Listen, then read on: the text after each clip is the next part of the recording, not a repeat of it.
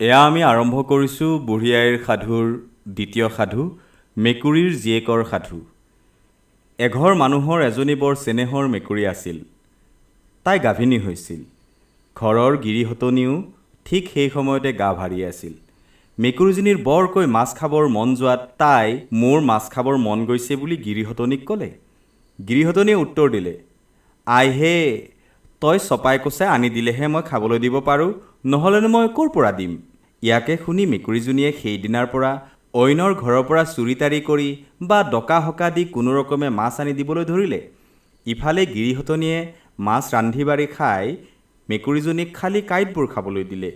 সেইদৰে মেকুৰীজনীয়ে দিনেও মাছ আনি খাবলৈ নাপায়।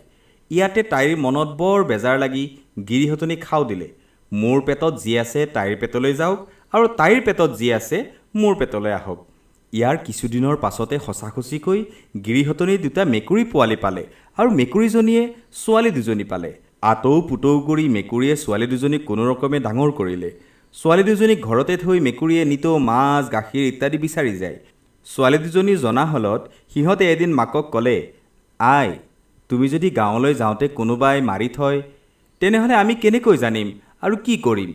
তেতিয়া মাকে এজোপা তুলসী আৰু তাৰ ওচৰতে এমলা গাখীৰ থৈ ক'লে, যদি মোক কোনোবাই মাৰে, তেন্তে এই তুলসী জুপি জয় পৰিব আৰু গাখীৰ মলা কলা হ'ব। তেতিয়া তহঁতে মোক বিচাৰি যাবি।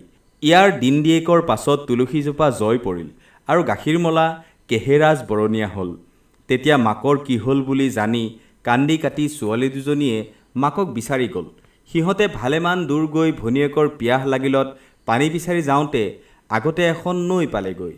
নৈৰ গৰাতে ভনীয়েকক থৈ বায়েক পানী আনিবলৈ নামি গ'ল। তাই আজলি দিয়েক নিজে খাই ভনীয়েকলৈ পানী আনিবলৈ ধৰাত পানী শুকাই গ'ল আৰু জলকোঁৱৰে মাত লগালে, যদি তোমাৰ হাতৰ আঙুঠিটো মোক দিব পাৰা, তেন্তে তুমি পানী নিব পাৰা। ভনীয়েকতকৈ আঙুঠিটোনো কি ডাঙৰ বস্তু, এই বুলি বায়েকে আঙুঠিটো দি পানী আনিলে। ভনীয়েকে পানী খাই বায়েকক আকৌ আঙুঠিটো আনিবলৈ পঠিয়াই দিলে।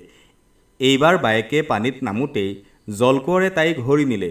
বায়েকক নিয়া দেখি ভনীয়েকে বামতে বহি হিয়া মূৰ ভুকুৱাই কান্দিবলৈ ধৰিলে।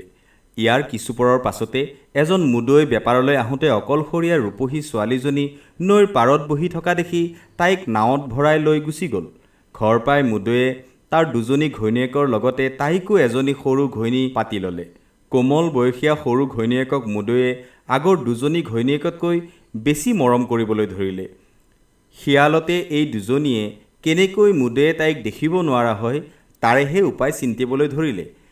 তাইৰ প্ৰথমবাৰ অশৌচৰ সময়ত তাইৰ চকু দুটা কাপোৰেৰে বান্ধি তাই এটা ঢেঁকী থোৰা পালে বুলি কৈ তাই পোৱা মতা ল'ৰাটো সতিনীয়েকহঁতে নৈত উটুৱাই দিলে। পিছৰ বাৰতো তাই তেনেকৈ এটা ৰঙালাও পালে বুলি সিহঁতে কৈ আচল মতা ল'ৰাটো নৈত উটাই দিলে। ইফালে জলকোঁৱৰে হৰি নিয়া বায়েকে সেই উটাই দিয়া ল'ৰা দুটাক ভনীয়েকৰ ল'ৰা বুলি জানিব পাৰি তুলি তালি ডাঙৰ দীঘল কৰিলে। মুদৈয়ে সৰুজনী ঘৈণীয়েকৰ এইবোৰ কথা সঁচা বুলি ভাবি তাইক কুলক্ষণীয়ে তিৰোতা বুলি ঠিক কৰি নিজৰ ঘৰৰ পৰা খেদি দি চুৱাপাতনিত ঘৰ এটা সজাই দি থ'লে। তাই চুৱাপাতনিতে এটা ঘৰত দুখেৰে দিন কটাবলৈ ধৰিলে। এদিন মুদৈয়ে বেপাৰলৈ যাওঁতে পানীৰ মাজতে জলকোঁৱৰে তেওঁৰ নাওখন ধৰি ৰাখিলে। মুদৈয়ে নাওখন কোনোৰকমে এৰুৱাব নোৱাৰি কি কৰোঁ বুলি বিচুৰ্তি হৈ থাকোঁতে পানীৰ মাজৰ পৰা কোনোবাই মাত লগাই ক'লে, তুমি এটা সকাম কৰিবলৈ গাত লোৱা, আৰু কেতিয়া কৰিবা তাক থিৰাংকৈ কৈ তোমাৰ তামোলৰ হাঁচতিখন আৰু লাখুটিডাল পেলাই থৈ যোৱা, তেহে তোমাৰ নাও মুকলি হ'ব। মুদৈয়ে উপায় নাপাই এটা বৰসবাহ কৰিবলৈ দিন ঠিক কৰি হাঁচতিখন আৰু লাখুটিডাল তাতে পেলাই দিলত নাওখন চট কৰি এৰাই গ'ল।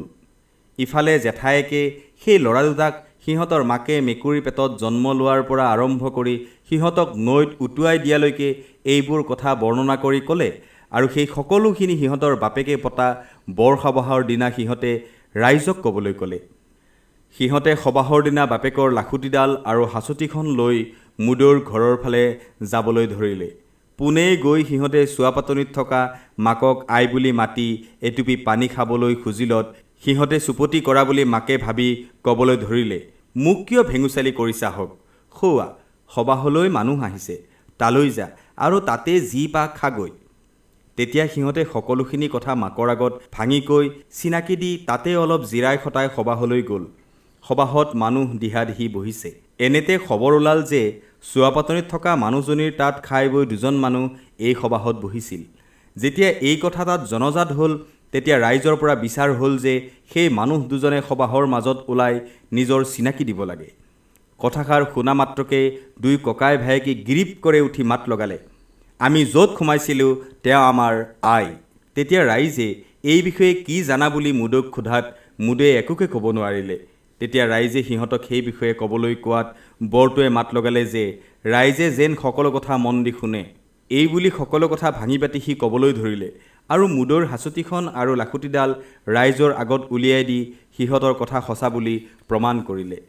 মুদৈয়ে হাঁহ হুমুনিয়া কাঢ়ি সৰগ পৰা মানুহ যেন হ'ল আৰু লাখুটিডাল হাঁচতিখন নিজৰ বুলি হৈ কাঢ়িলে।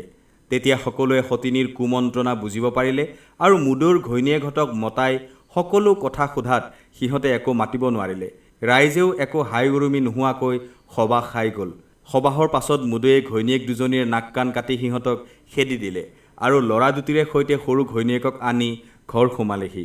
ল'ৰা দুটিও বাপেক মাকৰ বুকু জোৰাই লগতে থাকিল।